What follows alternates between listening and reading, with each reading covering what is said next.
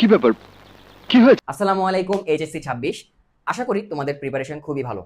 কিন্তু ইংরেজি ভার্সনদের জন্য পরীক্ষার আগের রাতে বোটানি টার্মগুলো রিভিশন দেওয়াটা একটু ট্রিকি হয়ে যায়। তোমাদের অনেকেই মেসেজ দিয়েছিলে, ভাইয়া সিকিউ তো সামলানো যায়, কিন্তু এমসিকিউতে 25-এ 25 পাওয়া কিভাবে সম্ভব? এটা একটা সুন্দর প্রশ্ন, আপনার আসলে খুব টেকনিক্যাল প্রশ্ন। তোমাদের এই শেষ মুহূর্তের দুশ্চিন্তাকে দূর করতেই আজকে আমাদের এই স্পেশাল সেশন। আগামী কিছুক্ষণ আমরা বোটানির এমন টপ নচ 200টি কোয়েশ্চেন সলভ করব যা তোমার পুরো সিলেবাসটাকে রিওয়াইন্ড করে দিবে এবং একই সাথে তোমার কনফিডেন্স লেভেলটাকে অনেক উপরে নিয়ে যাবে। আমি ডক্টর মেহরাত সিয়াম আছি তোমাদের সাথে আজকের এই সেশনে। তো চলো আর এক সেকেন্ডও দেরি না করে শুরু করা যাক আমাদের বোটানি এমসিকিউ মাস্টারি ক্লাস। আচ্ছা, তো এখন আমরা পড়বো চ্যাপ্টার 4 মাইক্রো অর্গানিজম। ঠিক আছে? আচ্ছা, which of the following is a DNA virus? তো ডিএনএ ভাইরাস মনে রাখার টেকনিকটা হচ্ছে HDTV। এইচ দিয়ে হচ্ছে হারপিস, ওই যে অ্যাডিনো হারপিস সিমপ্লেক্স, যেটা টি দিয়ে হচ্ছে T2, আর হচ্ছে টিআইভি নট টিএমভি। খেয়াল রাখবা টিএমভি হচ্ছে আরএনএ ভাইরাস, এটা পরীক্ষায় কমনলি আসে। আর ভি দিয়ে হচ্ছে ভ্যারিওলা, ভ্যারিওলা। ঠিক আছে? তাহলে T2, টিআইভি, ভ্যারিওলা, হারপিস, এরা হচ্ছে ডিএনএ ভাইরাস। তুমি যদি ডিএনএ ভাইরাস শুধু মনে রাখতে পারো, আলাদা করে আরএনএ ভাইরাস মনে রাখার কোনো প্রয়োজন নেই। তাহলে আমাদের এখানে যেটা আনসার, এটা হচ্ছে T2 ভাইরাস। ঠিক আছে? আচ্ছা, পরেরটাতে দেখি, which virus contains double stranded RNA? তাহলে এটা একটা এক্সেপশন বোঝাই যাচ্ছে, কারণ RNA is usually single stranded. Double stranded RNA এটা হচ্ছে একটা exception. Double stranded RNA, double stranded RNA, double stranded RNA, double stranded RNA, এটা হচ্ছে রিও ভাইরাস। তাহলে ডিএনএ এর মধ্যেও একটা এক্সেপশন আছে, সেটা হচ্ছে সিঙ্গেল স্ট্র্যান্ডেড ডিএনএ। সেটা কি? সেটা হচ্ছে পার্ভোভাইরাস। তাহলে ডাবল স্ট্র্যান্ডেড ডিএনএ কোনটা? ডাবল স্ট্র্যান্ডেড ডিএনএ হচ্ছে রিও ভাইরাস। ঠিক আছে। Which one is an emerging virus? Emerging ভাইরাসগুলা কি কি?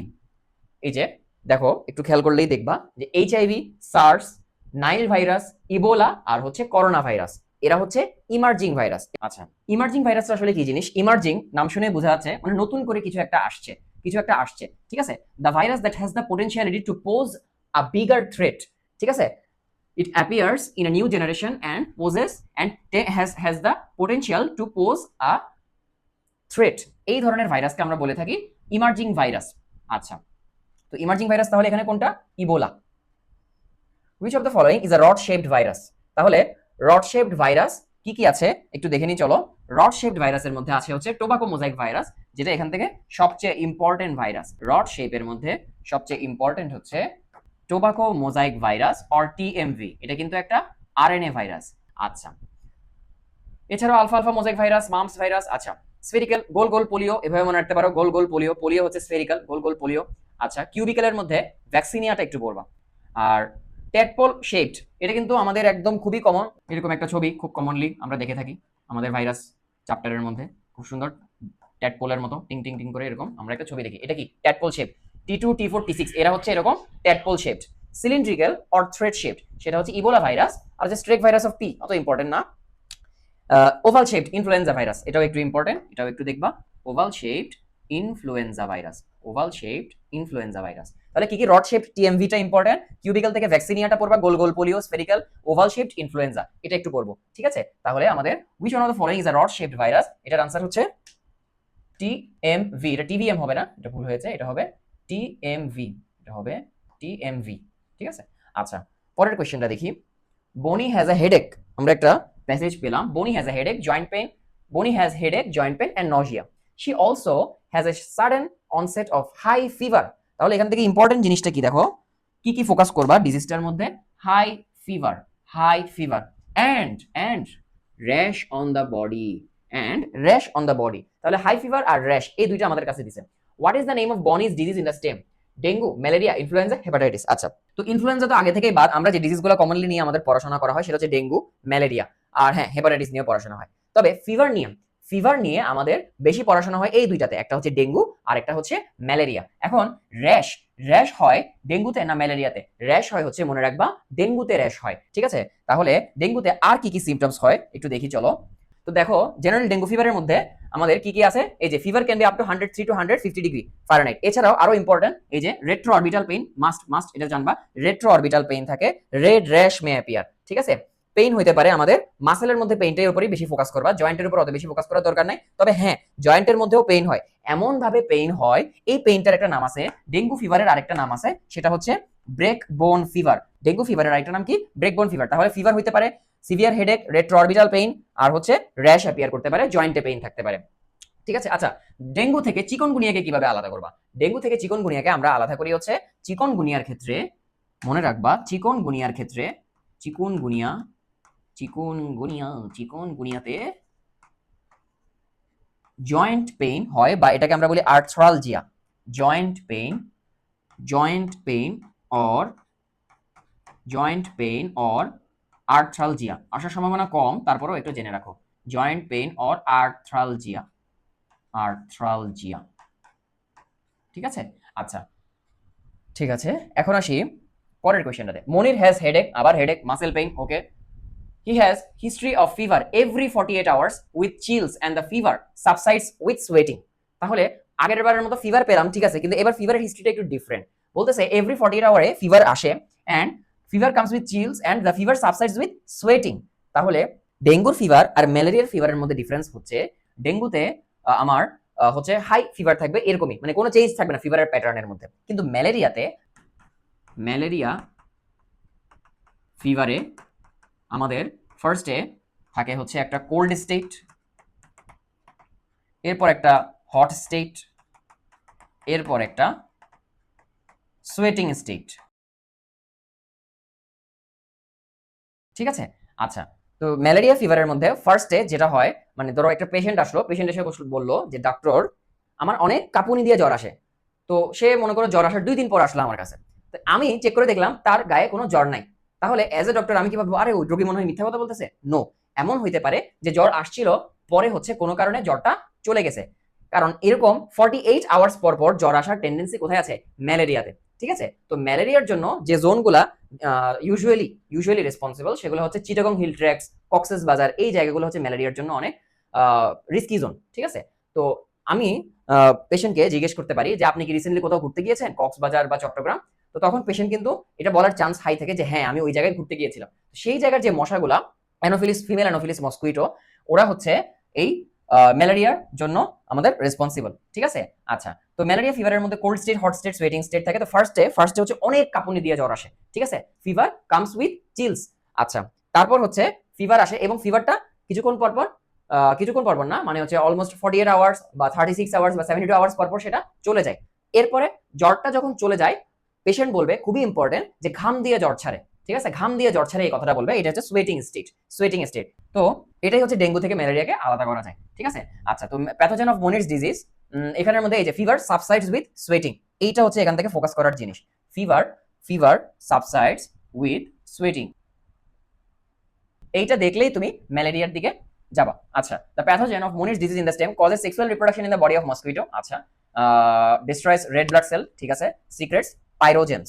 তাহলে সেক্সুয়াল যে ফিমেল অ্যানোফিলিস মসকিউটো যে কিনা রেসপন্সিবল ফর দিস ম্যালেরিয়া, ও হচ্ছে এই মসকিউটোর বডিতে কোন প্যারাসাইট, ম্যালেরিয়াল প্যারাসাইটটার নাম কি? ম্যালেরিয়াল প্যারাসাইটটার নাম হচ্ছে প্লাজমোডিয়াম।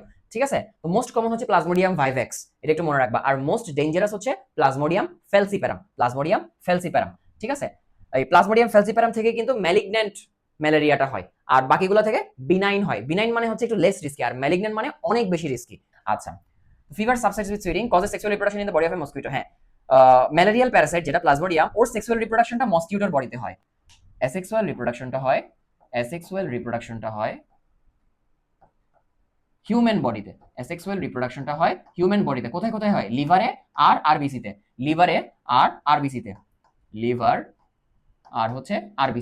লিভারে হলে ওটাকে আমরা বলি হেপাটিক সাইজোগনি, আরবিসিতে হলে আমরা ওইটাকে বলি ইরাইথ্রোসাইটিক সাইজোগনি। আরবিসির আরেকটা নাম হচ্ছে কি? ইরাইথ্রোসাইট। ঠিক আছে, ডিস্ট্রয়স রেড ব্লাড সেল, ওই যে ইরাইথ্রোসাইটিক সাইজোগনিতে গিয়ে কি করে? রেড ব্লাড সেল ডিস্ট্রয় করে ফেলে, এবং রেড ব্লাড সেল যেহেতু ডিস্ট্রয় করে ফেলে, সেই কারণে আমাদের বডি থেকে আস্তে আস্তে হিমোগ্লোবিন কমে যায়।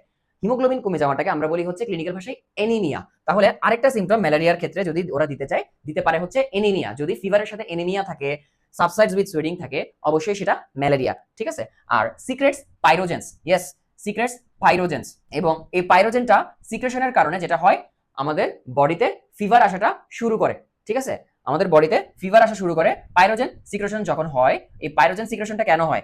যখন হচ্ছে রেড ব্লাড সেলের মধ্যে রেড ব্লাড সেল ডিস্ট্রয় হয়ে যায়, তখন আস্তে আস্তে ওখানের মধ্যে হচ্ছে কি ম্যালেরিয়াল প্যারাসাইট আমাদের বডিতে এক্সপোজড হয়ে যায়। এই ম্যালেরিয়াল প্যারাসাইট আমাদের বডিতে এক্সপোজড হয়ে যাওয়ার পর হচ্ছে ইমিউন সিস্টেম অ্যাক্টিভেট হয়ে পাইরোজেন সিক্রেট করে, এবং ইমিউন সিস্টেম অ্যাক্টিভেট হয়ে যখন পাইরোজেন সিক্রেট করে তখনই হচ্ছে কি আমাদের ফিভার মানে ক্লিনিক্যাল কন্ডিশন আমাদের শো করে হচ্ছে ফিভার, ঠিক আছে।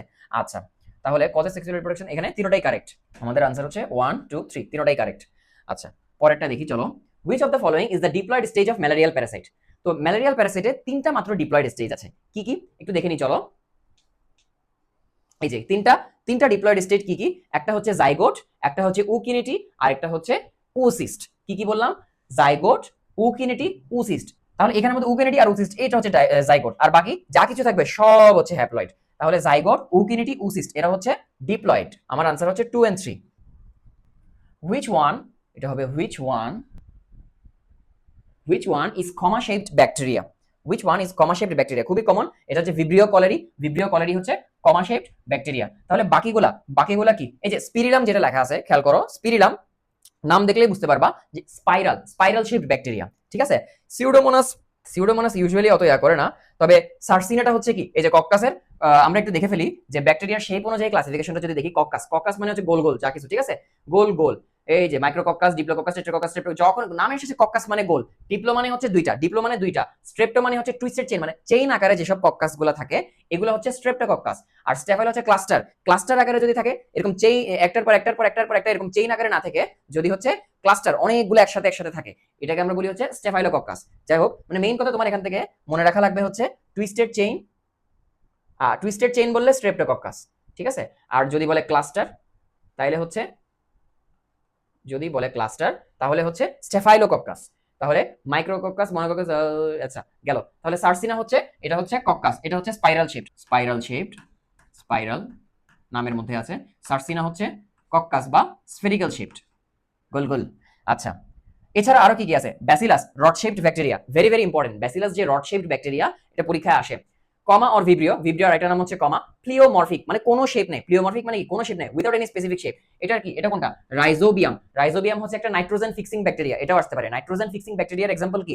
রাইজোবিয়াম, ঠিক আছে। এবং রাইজোবিয়াম হচ্ছে একটা প্লিওমরফিক ব্যাকটেরিয়া, নো শেপ, ঠিক আছে, or no specific shape. Stellate or এটা হচ্ছে স্টার শেপ, তাহলে স্টার শেপ হিসেবে আসতে পারে, স্টিলেট হিসেবে আসতে পারে। এই যে স্টেলা নামের সাথে দেখো স্টিলেট থেকে এতটুকু টিই নিয়ে নিলে থাকে হচ্ছে স্টেলা, তাহলে স্টিলেটের এক্সাম্পল হচ্ছে স্টেলা। স্কোয়ার শেপড আর ফিলামেন্টাস ইউজুয়ালি অত আসে না, ওগুলো তো দরকার নেই, ঠিক আছে। তাহলে এখান থেকে আমাদের স্টিলেট অর স্টার শেপড এটা একটু দেখবা,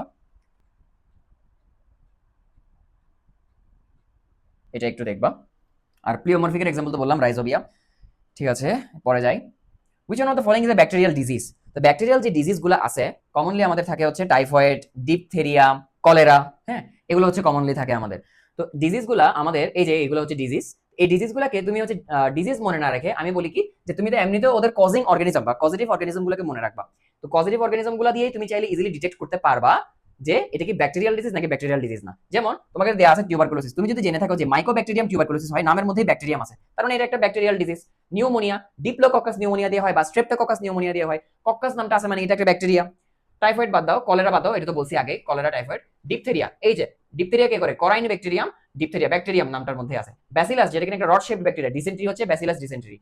ক্লস্ট্রিডিয়াম এটাও একটা ব্যাকটেরিয়ার নাম, ঠিক আছে। টিটেনাস হচ্ছে ক্লস্ট্রিডিয়াম টিটেনি দিয়ে হয়, টিটেনি দিয়ে হয়। হুপিং কফ এটা একটু টাফ আছে, হুপিং কফ, বোর্ডেটেলা পার্টুসিস, ঠিক আছে।